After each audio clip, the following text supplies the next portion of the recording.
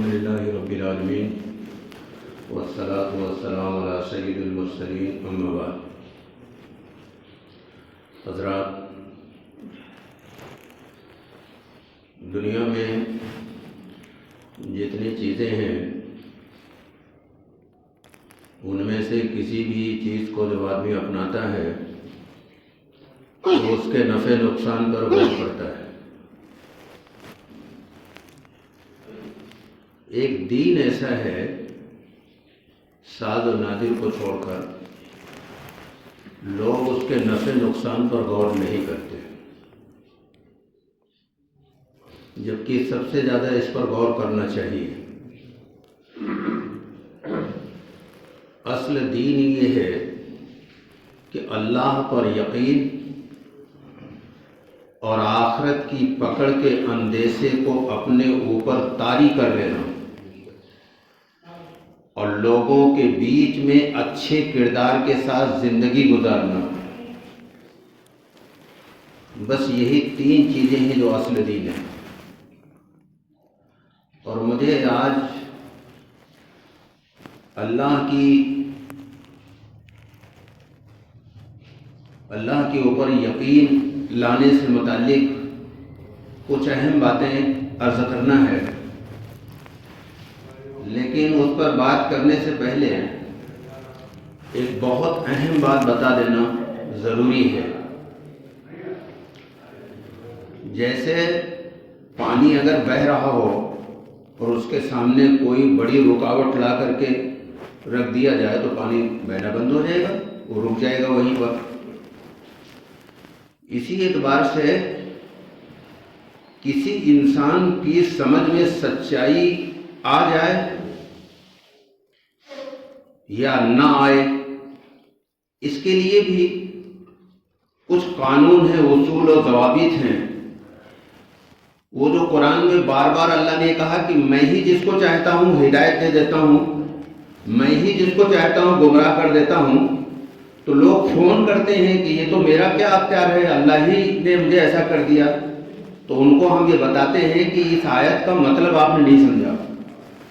دراصل میں اللہ نے ہدایت کے ملنے کا ایک قانون بنا دیا، جو اس قانون کو فالو کرے گا لازماً اس کو ہدایت مل جائے گی، اور جو اس قانون کو فالو نہیں کرے گا اس کو ہدایت نہیں ملے گی، چاہے نبی کا بیٹا ہو۔ اسی اعتبار سے گمراہی کا بھی کچھ قانون ہے اللہ کا۔ جو آدمی اس قانون پر چلے گا وہ گمراہ ہوگا، اس کو وقت کا رسول بھی ہدایت نہیں دے سکتا۔ تو جہاں جہاں قرآن یہ کہتا ہے کہ میں ہی جس کو چاہتا ہوں ہدایت دے دیتا ہوں اور میں ہی جس کو چاہتا ہوں گمراہ کر دیتا ہوں، اس سے مراد اللہ کا قانون ہے۔ یہ ایک بنیادی بات ہے، لیکن قرآن سے دوری کی وجہ سے لوگ سمجھ نہیں پاتے، تو وہ اس کا کچھ مطلب نکال لیتے ہیں۔ تو اللہ نے ہدایت کے جو اصول و ضوابط مقرر کیے، اس پر ایک پریکٹیکل بات بتاؤں تو پھر اصل عنوان پہ آتا ہوں کہ اللہ نے کہا وَالَّذِينَ جَاهَدُوا فِينَا لَنَهْدِيَنَّهُمْ سُبُلَنَا، جو ہمارے راستے میں کوشش کرے گا ہم اس کو لازماً ہدایت دیں گے، ضرور بالضرور اس کو ہدایت دیں گے۔ اور اس ہدایت میں اللہ کسی کا محتاج نہیں ہے۔ پرسوں میں ایک ویڈیو دیکھ رہا تھا جو پنجاب کے رہنے والے ہیں، غیر مسلم تھے، اور ایک کشمیری اینکر کشمیر میں ان کا انٹرویو لے رہا تھا۔ تو انہوں نے بتایا کہ مجھے تو کسی نے نہیں بتایا اسلام کیا ہے، میں نے تو کلمہ بھی خود ہی نیٹ سے پڑھا ہے، اور میں نے قرآن پر جو ریسرچ کیا ہے وہ بھی مسلمانوں کو لاجواب کرنے کے لیے اس قرآن نے مجھے اسلام کی طرف کھینچ لیا۔ بڑی زبردست تفصیل انہوں نے بتائی۔ یہ آج کی بات ہے، یعنی پرسوں کی بات ہے، اور ابھی نومبر ہے بالکل وہ، اور زبردست وہ دین کا کام کر رہے ہیں۔ تو اگر کوئی آدمی ہدایت کا جو قانون ہے اس قانون کو اپنا لے تو اللہ کسی کا محتاج نہیں ہے، اس کو براہ راست ہدایت دے دے گا۔ اس ہدایت کے قانون میں جو سب سے بڑی چٹان ہے، جو سب سے بڑی رکاوٹ ہے، جانتے ہو کیا ہے؟ وہ ہے مذہبی تعصب. عنوان دوسرا ہو جائے گا، ورنہ میں اسی پر آج بولتا پورا. میں اس کو 1-2 منٹ میں پورا کر کے آگے بڑھوں گا، اصل بات پر آؤں گا. مذہبی تعصب کی کچھ علامات ہیں، کچھ پہچان ہیں، اور بہت امپورٹنٹ بات ہے جو کہنے جا رہا ہوں. پہلی پہچان مذہبی تعصب کی یہ ہے کہ اگر اس کے سامنے کوئی دلیل سے بات کرے تو برداشت نہیں کر پائے گا، ٹلملا اٹھے گا، اس کو غصہ آئے گا. ذرا تنہائی میں غور کریے گا کہ ہمارا حال تو ایسا نہیں ہے. پہلی پہچان مذہبی تعصب جس کے اندر ہوگا، جب کوئی دلیل سے بات کرے گا تو اس کو غصہ آئے گا. دوسری پہچان، اپنی کمزوری معلوم ہو جانے کے بعد جھوٹ کا سہارا لینے لگے. یہ جس کے اندر تعصب ہوتا ہے اس کی دوسری علامت یہ ہے کہ اپنی کمزوری معلوم ہو جانے کے بعد جھوٹ کا سہارا لینے لگے. تیسری پہچان کہ اپنی کمزور بات کو بھی بہت مضبوط بنا کے پیش کرے گا. یہ ہے مذہبی تعصب. چوتھی پہچان، زبردستی کی دفاع میں لگ جائے. یعنی جان تو رہا ہے کہ قرآن کے خلاف ہے، حدیث کے خلاف ہے، لیکن پارٹی کی بات ہے. یہ ہدایت میں اس زمین آسمان کے درمیان قرآن گواہ ہے، سب سے بڑی رکاوٹ ہے. چاہے وہ شیخ الحدیث ہے اگر اپنے وقت کا، مفسر قرآن ہے، اگر تعصب ہے تو ہدایت اس کو بھی نہیں ملے گی. اور ہدایت کتنی ضروری چیز ہے جانتی ہیں آپ؟ نماز کی ہر رکعت میں ہدایت مانگنے کو لازم قرار دے دیا. اہدنا الصراط المستقیم، ہر رکعت میں آدمی اسے مانگتا ہے. بلکہ اسی لکھنؤ کے ایک بہت بڑے عالم تھے، انتقال کر گئے. وہ تہجد میں اہدنا الصراط المستقیم کو بار بار پڑھتے تھے. پڑھا جا سکتا، کوئی گناہ نہیں ہے. وہ بار بار اہدنا الصراط المستقیم. تو ان کے لڑکے کہتے تھے کہ ہمیں لگتا تھا کہ ابا بھول گئے ہیں. وہ بھولے نہیں تھے. نماز تو پوری دعا ہے نا. اب یہ مستقل الگ عنوان ہو جائے گا. نماز میں اللہ کے رسول دعا مانگتے تھے، سجدے میں بہت دیر تک حضور دعا مانگتے تھے، تو رکوع میں دعا مانگتے تھے. وہ پوری تفصیلات ہے. تو وہ بار بار اہدنا الصراط المستقیم کہتے تھے اور روتے تھے. اس زمین آسمان کے درمیان میں سب سے بڑی جو چیز ہے وہ ہدایت ہے. اگر ہدایت نہیں ہے تو نماز پڑھ کر کے بھی وہ منزل پر نہیں پہنچے گا. میں اس کی طرف وضاحت کر دوں، ورنہ تو ہر بات آدمی سوچے کہ پتہ نہیں کیا کہہ گیا ہے. ہم تو نماز کو ہی سب سے بڑی ہدایت سمجھتے ہیں. یہ تو کہہ رہا ہے کہ بھائی اگر ہدایت نہیں ہے تو نماز پڑھ کر کوئی منزل پہ نہیں پہنچے گا. ہدایت کیا ہے جانتے ہیں آپ؟ گمراہی کیا ہے یہ جان لیجیے تو پھر ہدایت سمجھ میں آپ سے آپ آ جائے گا. حق بات کے سامنے نہ جھکنا، یہ اللہ کے سامنے نہ جھکنا ہے، اور یہ اللہ کی بغاوت ہے. اور ایسا آدمی چاہے رکوع سجدہ ہی کر رہا ہو لیکن وہ منزل پر نہیں پہنچے گا. بہت جامع جملہ ہے، وہ میرا جملہ نہیں، میں نے کہیں سے لیا ہے. بہت بڑا اسکالر جو 96 سال کی عمر میں ابھی انتقال ہوا، دنیا نے ان کو ایوارڈ دیا. اتنا ریوارڈ تو کسی مسلمان کو دیا ہی نہیں گیا. امریکہ نے دیا، رسا نے دیا، جیا نے دیا، گلف نے دیا، انبار ہیں. انہوں نے یہ بات لکھی اور ان کے اس جملے کی تائید میں درجنوں قرآن کی آیتیں لا سکتا ہوں.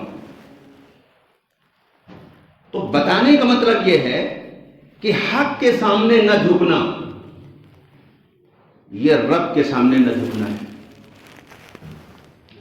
اور یہ صفت کب پیدا ہوتی جانتے ہیں آپ؟ جب تعصب آدمی کے دل میں جگہ بنا دیتا ہے.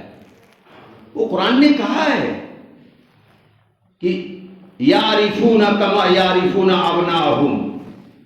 یہ یہود کے بارے میں سورہ انعام میں کہا، سورہ بقرہ میں بھی کہا کہ اے پیغمبر یہ یہودی آپ کو اپنی اولاد کی طرح پہچانتے ہیں. بہت قابل غور بات ہے. میں نے پچھلے بیان میں کہا تھا کہ بنی اسرائیل انبیاء کا گھرانہ ہے اور یہ آخری نبی کو پہچانتے تھے، لیکن اس کے باوجود ایمان نہیں لائے، تعصب تھا ان کا۔ تو نبی کا گھرانہ ہے، تعصب کی وجہ سے ہدایت سے محروم ہو گیا۔ ہماری اوقات کیا ہے؟ اب میں اس گفتگو کے بعد اصل بات کہنے جا رہا ہوں، چونکہ جو بات میں آج کہنے جا رہا ہوں وہ ہے بہت کڑوی بات، لیکن اگر کوئی تعصب سے خالی ہو کر سنے گا تو بہت اچھی بات ہے اور بہت اہم بات ہے، بلکہ دنیا آخرت کی ساری کامیابی کا دار و مدار ہی اسی پر ہے۔ وہ ہے اللہ کے ساتھ کسی کو ساجھیدار نہ بنانا۔ اچھا، مسلمانوں کی بڑی تعداد جب یہ بات آتی ہے تو دو جملے کہہ کے نکل جاتے ہیں۔ وہ پہلے جملے جان لیجیے، ہم تو مسلمان ہیں، ہم تھوڑا مشرک ہیں، یہ تو مشرکوں کی بات ہو رہی ہے۔ قرآن یہ کہہ رہا ہے کہ مسلمان بھی مشرک ہوتے ہیں۔ میں آیت پڑھنے جا رہا ہوں، بالکل نئی بات آج سننے مل رہی ہوگی۔ قرآن یہ کہہ رہا ہے کہ مسلمان بھی مشرک ہوتے ہیں۔ یہ تعویلیں جو کر کے لوگ نکل جاتے ہیں نا کہ ہم، یہ تو مسلمانوں کی بات ہے، تو پہلے اس کا جواب دے لیجیے۔ سورہ انعام آیت نمبر 82 میں اللہ نے فرمایا والذین آمنوا ولم یلبسوا ایمانہم بظلم اولئک لہم الامن وہم مہتدون۔ اس کا ترجمہ یہ ہے کہ جو لوگ ایمان لائے اور ایمان لانے کے بعد کسی اپنے ایمان میں کسی ظلم کو شامل نہیں کیا۔ ظلم سے مراد کیا ہے جانتے ہیں آپ؟ شرک، ساجھیداری۔ اپنے ایمان میں کسی ظلم کو شامل نہیں کیا، یہی امن پانے والے ہیں، یہی ہدایت پائے ہیں۔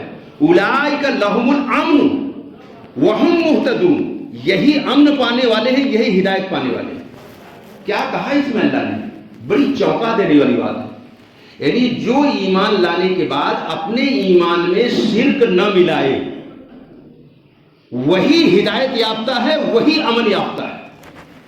اگر ایمان لانے کے بعد اپنے ایمان میں شرک ملاتا ہے، اچھا یہ موسیٰ کی امت مسلمان نہیں تھے کیا؟ وہ بھی تو یہی کلمہ پڑھتے تھے، ان کا کوئی دوسرا کلمہ نہیں تھا، وہ مشرک ہو گئے۔ آپ کے ساتھ کوئی سرخاب کا پر لگا ہوا ہے کہ آپ مشرک نہیں ہو سکتے؟ کیا اندھیر نگری ہے۔ آگے ایک بات اور بتا دوں، پہلے آیت پڑھوں پھر بتاؤں گا۔ سورہ جمعہ آیت نمبر 13 میں کہا وَالَّذِينَ تَدْعُونَ مِن دُونِهِ مَا يَمْلِكُونَ مِن قِطْمِيرٍ۔ بہت اہم بات ہے میرے دوستو، بہت اہم بات ہے۔ فرمایا اللہ کے سوا جن کو لوگ پکارتے ہیں، یہ کھجور کی گٹھلی میں جو جھلی ہوتی نا، قطمیر کہتے ہیں اسی جھلی کو۔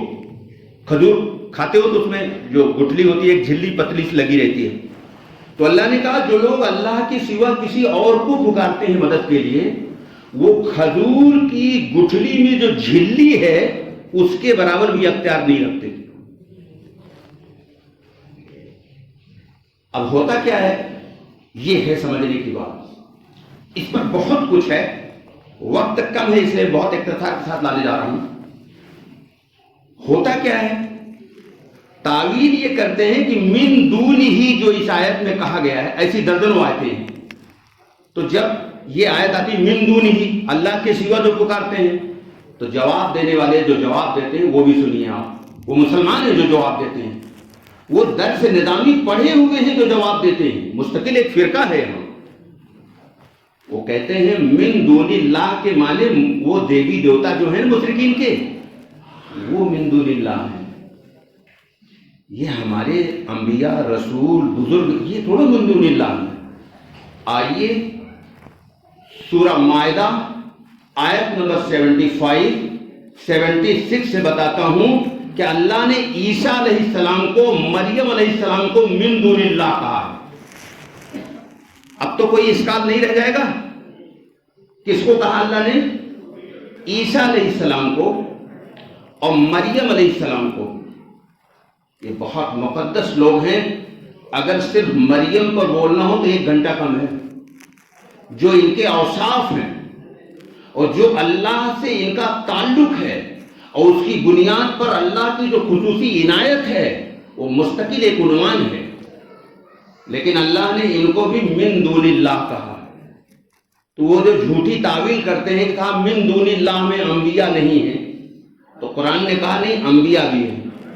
بالکل صاف باتیں تو کٹ حجتی ہے جو کرتے ہیں من دون اللہ میں نہیں ہیں۔ اللہ نے کہا نہیں ہیں۔ وہ آیت پڑھ دے رہا ہوں میں، ما المسیح ابن مریم الا رسول قد خلت من قبلہ الرسل وامہ صدیقہ۔ آگے کیا ہے؟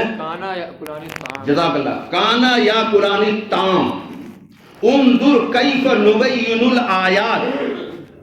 آگے کیا ہے؟ انظر کیف نبین لهم الآیات ثم انظر انا یؤفکون۔ جزاک اللہ۔ آپ کے آنے سے فائدہ تو ہو رہا ہے، فٹافٹ لقمہ لیتے ہیں آپ۔ اس میں اللہ نے یہ کہا کہ عیسیٰ بن مریم صرف ایک رسول تھے، ان سے پہلے بھی بہت سے رسول گزرے ہیں، اور ان کی ماں سچی خاتون تھی۔ آگے بڑی عجیب بات کہی، کانا یا کلان الطعام، یہ بہت اہم ہے، دونوں کھانا کھاتے تھے۔ یہ بہت امپورٹنٹ بات ہے، قابل غور ہے۔ کیا کہا اللہ نے ان دونوں کو؟ کہا دونوں کھانا کھاتے تھے۔ کھانا کھانا ایک عیب ہے، اللہ کی صفت کیا بیان کی گئی؟ سبحان اللہ، یعنی وہ عیب سے پاک ہے۔ تو کھانا کھانا عیب، بھوک لگنا عیب، پیاس لگنا عیب، پیشاب کرنا عیب، نیند آنا عیب، سواری کا محتاج ہونا عیب، اللہ ان تمام عیبوں سے پاک ہے۔ تو کہا کانا یاکلان الطعام، یہ عیسیٰ بن مریم اور خود ان کی ماں مریم یہ دونوں کھانے کے محتاج تھے۔ انظر کیف نبین الآیات، اللہ کہے دیکھتے نہیں میں کیسی نشانیاں بیان کر رہا ہوں؟ تو پھر تم کدھر الٹے بھاگے جا رہے ہو؟ آگے کیا کہا؟ اب من دون اللہ آ رہا ہے، اتعبدون من دون اللہ ما لا یملک لکم ضرا ولا نفع۔ اللہ نے کہا کہو تم اللہ کے سوا، کیونکہ عیسیٰ کی پوجا ہو رہی نا، تو اللہ نے کہا تم اللہ کے سوا ایسوں کی عبادت کرتے ہو جو نہ نفع پہنچا سکتے ہیں نہ نقصان۔ اس سے بھی کڑوی لا دوں، آئیے امام الانبیاء کے بارے میں کہا، رحمت للعالمین ہے، تاجدار مدینہ ہے۔ قصہ مختصر، اللہ کے بعد اگر کسی کا مقام ہے تو رحمت للعالمین کا ہے۔ ان کے بارے میں اللہ نے کیا کہا سن لیجیے۔ سورہ جن آیت نمبر 21 میں کہا، اور میرے پاس بڑے بڑے فرقوں کے علماء کے قرآن موجود ہیں، اعلیٰ حضرت کا قرآن موجود ہے، اس میں بھی یہی لکھا ہوا ہے۔ اللہ نے فرمایا قل انی لا املک لکم ضرا ولا رشدا۔ اے پیغمبر، حضور کو کہا جا رہا ہے، اے میرے محبوب آپ اعلان کریے کہ میں ذرہ برابر نفع اور نقصان پہنچانے کا اختیار نہیں رکھتا۔ ایک اور لا دوں، سورہ فاتحہ روز پڑھتے ہیں، سبھی کو یاد ہے؟ اس دلیل کو تو یاد نہیں کرنا پڑے گا، ایاک نعبد و ایاک نستعین، ہم تیری ہی عبادت کرتے ہیں اور تجھ ہی سے مدد مانگتے ہیں۔ یہ نہیں کہا کہ تجھ سے بھی مدد مانگتے ہیں، اگر بھی کہا جاتا تب تو پھر گنجائش تھی۔ اللہ نے کہا ہم تجھ ہی سے مدد مانگتے ہیں، یہ کہلوایا آپ سے۔ تو سوال یہ ہے کہ اگر ہمارے برادران وطن اپنے بزرگوں سے مدد مانگ لیں، مثلا ہنومان جی ایک بزرگ ہیں ان سے مدد مانگ لیں، اور ان کے بہت سارے بزرگ ہیں، میں نام نہیں لینا چاہتا، اگر ان سے مدد مانگ لیں تو وہ کافر ہیں، اور آپ اگر اپنے بزرگوں سے مدد مانگے تو آپ پکے مومن ہیں، آپ کی مسلمانیت میں کوئی فرق نہیں آیا۔ یہ دوہرا اصول کہاں سے لائے آپ؟ یہ کتنی خطرناک چیز ہے۔ یاد رکھیے، بڑی حیرت انگیز بات آپ کہنے جا رہا ہوں، قطرے سے لے کر سمندر تک، ذرے سے لے کر پہاڑ تک، چیٹی سے لے کر کے جبریل تک، اس ساتوں زمین آسمان کے درمیان میں جتنا کچھ ہے اس کا نام لا الہ ہے۔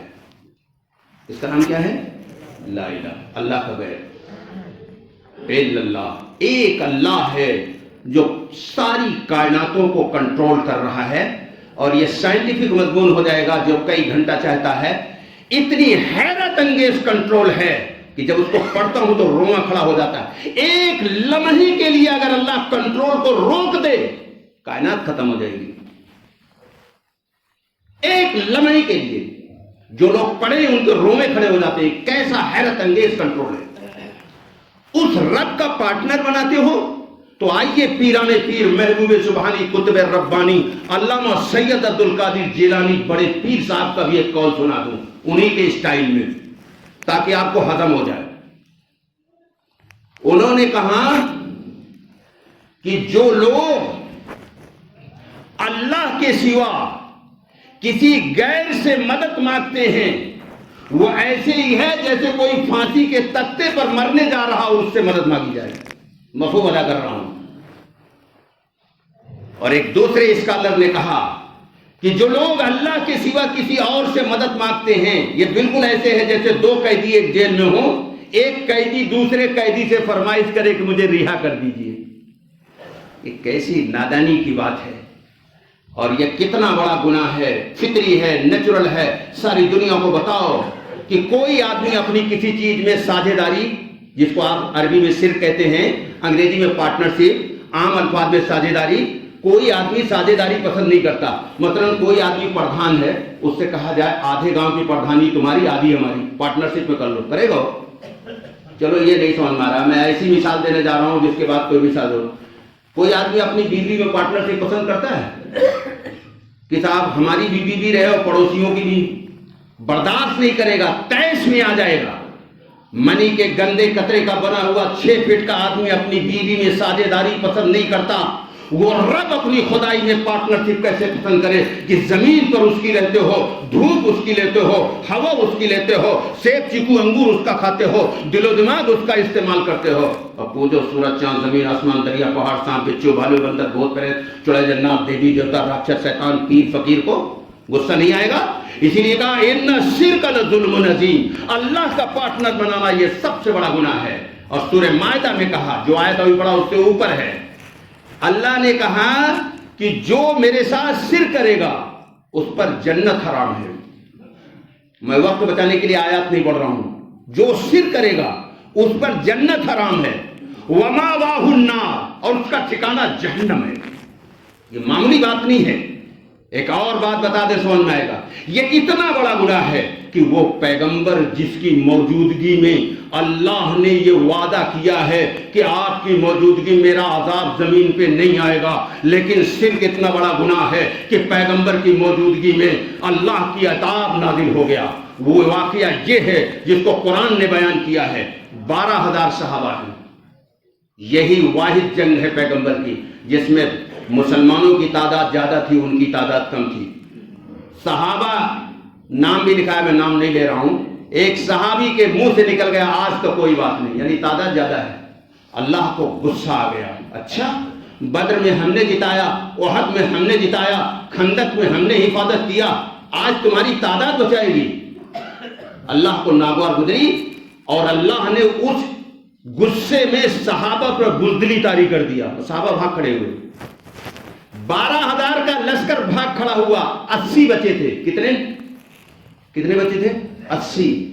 12,000 میں 80. اور 80 میں سب سے زیادہ کون تھے؟ بنو ہاشم. شیر خدا وہاں موجود تھے. وقت آج نہیں ہے، کسی جمعے کو بتاؤں گا یہ شیر خدا کیسی ہستی ہے. اس زمین آسمان کے درمیان میں حضرت علی جیسا کوئی شخص پیدا نہیں ہوا. ایسی حیرت انگیز شخصیت ہے. یہ وہاں جمے ہوئے تھے.